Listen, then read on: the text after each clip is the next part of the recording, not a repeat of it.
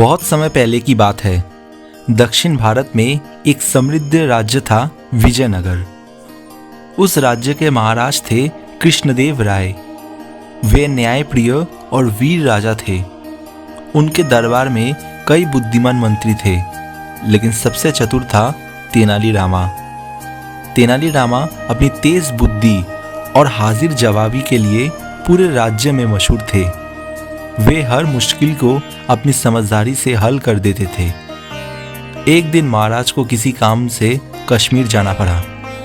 वहाँ की हसीन वादियों में घूमते हुए उनकी नज़र एक अनोखे पौधे पर पड़ी।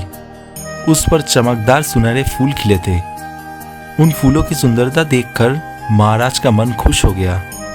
उन्होंने तुरंत फैसला लिया कि इस पौधे को विजयनगर ले जाएंगे। राज्य लौटकर महाराज ने राजमाली को बुलाया और कहा, इस सुनहरे फूल के पौधे को मेरी खिड़की के सामने लगाओ।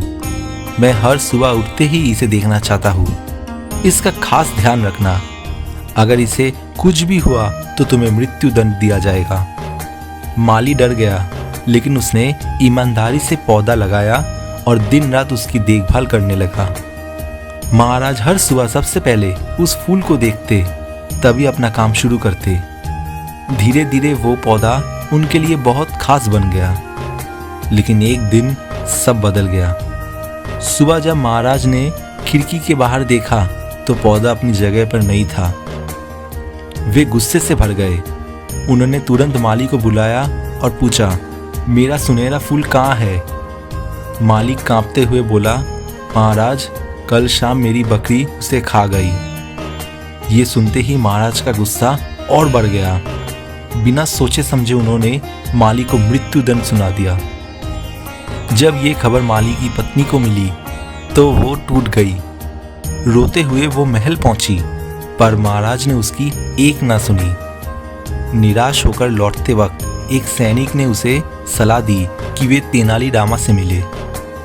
माली की पत्नी ने तेनालीरामा को सारी बात बताई।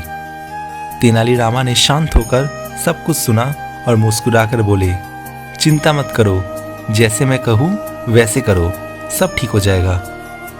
अगले दिन सुबह नगर के चौराहे पर अजीब दृश्य था। माली की पत्नी अपने बकरी को डंडे से मार रही थी, वही बकरी जिसने सुनहरा पौधा खाया था। लोग हैरान हो गए। विजयनगर में पशुओं पर अत्याचार करना अपराध था। लोगों ने कोतवाल को बुलाया और मामला महाराज तक पहुंच गया। दरबार में महाराज ने पूछा, तुम इस बेजुबान जानवर को क्यों मार रही हो? माली की पत्नी रो कर बोली, महाराज, इसी बकरी की वजह से मेरा घर उजड़ रहा है। मेरे पति को मृत्यु दंड मिला है। मेरे बच्चे अनाथ हो जाएंगे।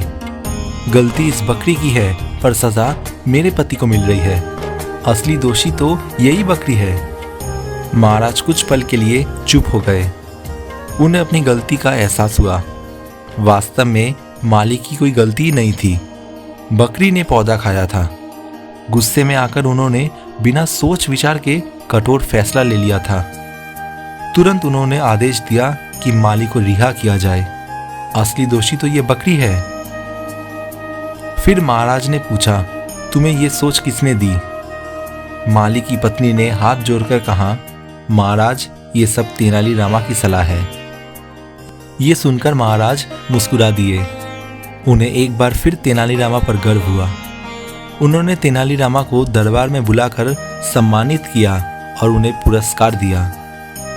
इस कहानी से हमें ये सीख मिलती है कि गुस्से में लिया गया फैसला अक्सर गलत होता है।